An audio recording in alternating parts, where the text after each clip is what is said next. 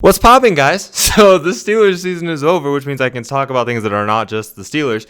And okay, James Harden got traded today. Not today, as in like 5 minutes ago. There is so much to process here. I'm just looking at the trade. So, in case you are living under a rock right now, it was originally a 3-team trade that is now a 4-team trade because the Pacers are like, oh, what's that? We're making trades, and Victor Oladipo wants a big contract. Can we get in on that? And then also improve their team. So the Rockets kind of pulled like a Celtics Nets situation, not as in like Harden is Garnett and Paul Pierce skill-wise, as in the draft picks that the Rockets just got compared to the draft picks the Celtics just got a couple years ago. But, I mean, these are the players, not even all the players. These are some of the players involved in this trade. So, obviously, you've got James Harden, Karis LeVert, Dante Exum. I don't know how to say this dude's first name. I know it's Kurucs, but Rodion's Kurucs. 4 first-round picks. That's just Cleveland's side. And then the Cavs 2022 pick from the Bucks, and then 4 Nets picks as well. Jared Allen and Taurean Prince, and now Victor Oladipo and Karis LeVert. So this is wild. And the craziest thing is like the Nets kept Kyrie. Somehow they were able to make this trade work while keeping Kyrie. I'm surprised they kept DeAndre Jordan just because like DeAndre Jordan's contract, but I mean they did give up Jared Allen. So let's assess this trade real quick. The Rockets, honestly, I think they did come out a winner. Like if I had to give them a grade, probably like a B+. I think getting Oladipo on an expiring year of his contract and all those draft picks was really good for them. They're not playing to win the title. They kind of knew that going into the season. John Wall and Boogie Cousins honestly have been like really pleasant surprises. Not that they're like putting up mind-blowing stats this season, but like we saw in the interview yesterday, like they're both buying into the culture. They just want to win games, and this is definitely just a short experiment for the Rockets. While because I mean they're going to be getting an expiring contract in Victor Oladipo. You have an expiring massive contract in John Wall. So I mean this team is not going to be sticking around forever. But I mean, hey, they're going to have a fun season. They got fun players. They have like team players too, like Oladipo. Boogie and John Wall kind of have a history of not really being portrayed as team players, but with the way that they're buying into the culture, it seems like they are being team players this year. So that's really, really nice. And like when you just have like good chemistry, like if you look at the Nets team a couple years ago, they weren't great, but they just had fun together and they were just fun to watch for that reason. So that might happen to the Rockets. Now they have a plethora of picks, so they have a future. They didn't just lose Harden for nothing, like absolutely nothing. And it's funny, I'm actually kind of comparing this trade to the sign-in trade the Warriors did with KD when they got like D'Angelo Russell, because, I mean, this was so much better. I know the Warriors were kind of like in a win-now moment too, so like the D'Angelo Russell was getting a player for a player, but I mean, they probably still could have gotten a couple of picks because, I mean, I would probably rank KD as like the 3rd best player in the league right now with the way he's playing. And at the time, he was arguably like top 3 in the league. So you look at this trade and you can compare it to so many trades in the past. So for the Rockets, that's I think B+. It's good. It's okay for now, but it'll be great for them in the future. The Pacers, I think that was great for them. We'll just touch on them, I guess. Karis LeVert's young. He's great too, and he's not. And Victor Oladipo, like he wants $20 to $30 million a year, which I don't think the Pacers want to pay him. I don't think anyone really wants to pay Victor Oladipo after all the injuries he's had. So that was great. They get an extended player, and the Pacers they're finding their momentum, especially like after beating the Warriors last night. Cleveland is just getting better. Everyone kind of expects Cleveland to just be a joke of the NBA whenever LeBron's not there. And like for the first 2 years that LeBron left to go to the Lakers, like they kind of were. But now, I mean, they got Sexland going on. If you don't follow basketball, you don't know what I mean. You got Colin Sexton and Darius Garland, and their nickname now is like Sexland. So I ain't just being sus. So they got that going for him. And then DeAndre Jordan. Andre Drummond has been just outstanding for them since trading for him from Detroit last year. And then now they're getting Jared Allen, who's essentially really just a younger version of Andre Drummond. So again, Andre Drummond might want a bigger contract in the upcoming free agency class. If he's either free agent this year or next year, I can't remember. But like if he is a free agent this year, I mean, you're getting, it's kind of like what the Pacers just did. They're just getting a younger version of a player they already had. So it's going to be cheaper. And they also got Taurean Prince, which I know isn't a big name, but I mean, that still kind of helps them depth-wise. And they're young, so good for them. The Nets. Okay. There's only one ball. Do they know that? Like, are they aware?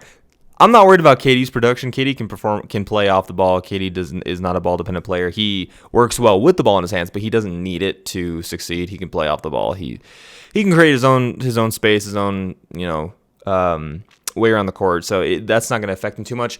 But James Harden and Kyrie, that's not. I don't think that's going. I mean, clip this now when they win the championship and they're both loving each other and there's no issues. But I don't see how that works. If I'm the Nets, I'm trading Kyrie. I told JP this. I'm like, if I'm the Nets, I'm trading JP. I'm trading Kyrie because he's not showing up for practices. Listen, okay, let me clarify. I'm not hating on Kyrie the person. I think he does so much for just like the community. He does a lot for like NBA players because he's in the Player Association. I think he's great for that. But as a teammate and as like a $34 million contract, he is not good. He's bad. So I wouldn't really want him on the team. I mean, when he plays, he's a good player, but he doesn't want to play. He creates a lot of distractions, I feel like, and he creates a lot of drama. But he's so good, you could trade him for another great player, probably a cheaper player, and probably also like a pick. So you could get a better point guard. Not a better point guard, but like a same level elite point guard on probably a cheaper contract, and who will actually play the game. So if I'm the Nets, I'm trading Kyrie. Like let's just take a look at the best point guards right now in the league, and let's see if like would I trade Kyrie for them. So taking a look. If I am, so I mean, obviously the young guys are probably not going to be traded. Like the Kings are not going to trade De'Aaron Fox. The Hawks are not going to trade Trae Young, like John Morant. They're all safe. Jamal Murray would be kind of interesting, but he's having an off year. I wouldn't trade Russell. I wouldn't trade Russell Westbrook for him. You just reunite the Thunder team again, but that's just another bad contract. And like obviously Luka and Steph and them are going to be untouchable. But I mean, Kyrie's in that upper echelon. You guys can see the reflection but so like looking at certain players. Okay, here's our list. Number 1, Steph Curry. It's not gonna happen. Damian Lillard. It's not gonna happen. Kyrie's number 3. Okay, he's number 3. Russell Westbrook's number 4 now. Ben Simmons. I wouldn't trade for Ben Simmons. He's another ball dependent player. You need a point guard who doesn't need the ball. Wait, hold up. Why am I acting like they have to trade for a point guard? You don't have to trade for just because you just got a point guard essentially in James Harden. What was I just thinking? Because like literally looking at all these point guards, Kemba ball dependent, De'Aaron Fox ball dependent, Chris Paul ball dependent, Mike Conley ball dependent, and why would you trade for Mike? Anyway, so like you don't even you have a great shooting guard / point guard in James Harden. You have a great small forward / power forward in Kevin Durant. With those two alone, you've covered 4 positions. Like, just trade for a center or a power forward. Because right now, DeAndre Jordan, I'm pretty sure, is the starting center for your team. Bro. Do you guys think the Nets are going to make a move for a center? Hold up. Typing with one hand is really difficult. Okay. Let's look at centers in the NBA real quick. Obviously there's going to be guys again like your Karl-Anthony Towns and your Jokic's. They're going to be untouchable. Your Embiid's, they're going to be untouchable. Gobert, untouchable. I do not think that. I just saw Bam Adebayo and I'm like, I don't think that the Heat would do that, but I don't think they would do it for Kyrie. I don't think the Mavs would do it. Would do Porzingis for Kyrie. Nurkic isn't worth Kyrie. Oh, Vucevic for Kyrie and bro. Vucevic, Aaron Gordon, and like a first for Kyrie would be kind of snacked. And the Magic would do it because they're one of those teams that just kind of makes those kinds of trades. DeAndre Ayton, likely untouchable, and I wouldn't trade yet. He's still really, really young and developing. And Jonas Valanciunas, I wouldn't trade Kyrie for. Andre Drummond, I wouldn't trade him for. So we're in that tier where it's like, yeah, they're not worth Kyrie level. But I mean, like, Vucevic, Aaron Gordon, and maybe you need 2 ones for that. For Kyrie, which gives you a lineup of Harden, KD, Aaron Gordon, and Vucevic. That's a stretched floor right there. Bro, that is actually kind of a wild lineup.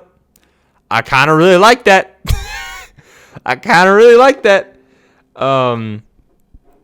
Yeah, the current roster for the Nets, you got KD, James Harden, Kyrie Irving, DeAndre Jordan, Joe Harris, Landry Shamet, Tyler Johnson, Timothy Luwawu-Cabarrot, Jeff Green, Bruce Brown, Nick Claxton, and just kind of... So they do still have Spencer Dinwiddie, too. Bro, you could roll out a lineup of Spencer Dinwiddie, James Harden, KD, Aaron Gordon, and Vucevic. Did I just not fix the Nets, but did I just make the Nets like the most unbeatable team if they're already not that? Bro. Hire me. Hey, I know you guys have pulled off the trade of the year, but hire me because I just made your team so much better. Bro, that's actually so crazy.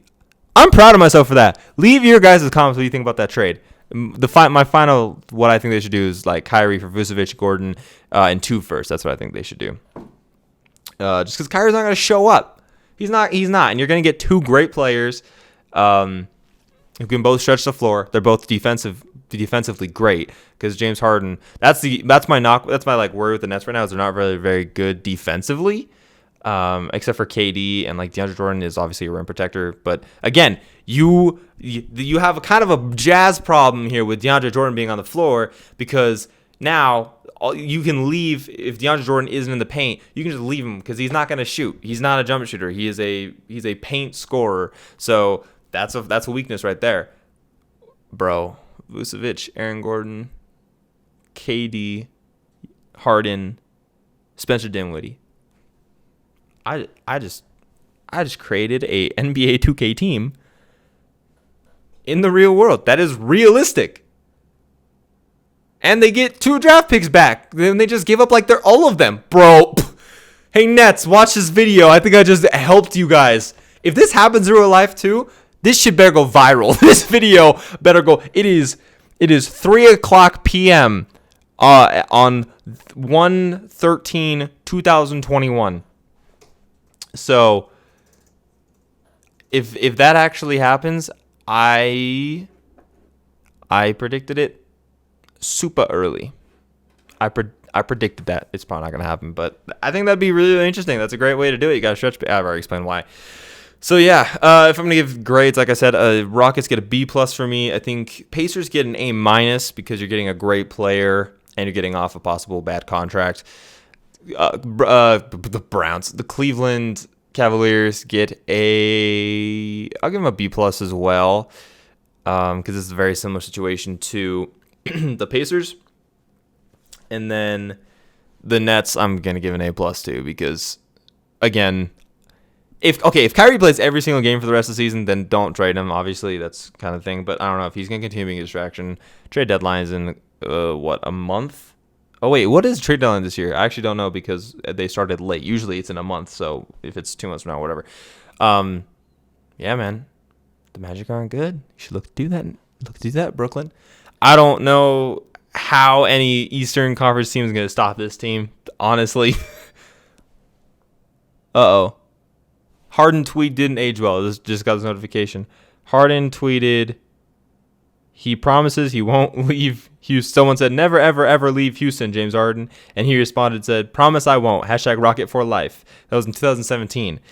Yikes. That's all I got to say about that. So, yeah, I don't see how any team can get past this. It's looking like a Lakers-Nets championship, and that is going to be must-see TV. Honestly, I feel bad for Braun because Braun, Schroeder, and AD might not be enough for if they keep this together. Kyrie, Harden, KD, or if the Nets make the trade, Dinwiddie, Harden, KD, Aaron Gordon, and Vucevic. Bro, I'm in love with that team. The one that I just made. I don't know. What do you guys think about that team? What trades do you guys think should happen? What do you think the Nets should continue to do? What do you guys? I genuinely want to hear what you guys think about this trade. So yeah, NBA season's starting to heat up, man. Excited to talk about it. Man, so excited now. I usually don't even watch every NBA game, but now I'm probably gonna start getting into watching more. So yeah, don't know how to end these videos, so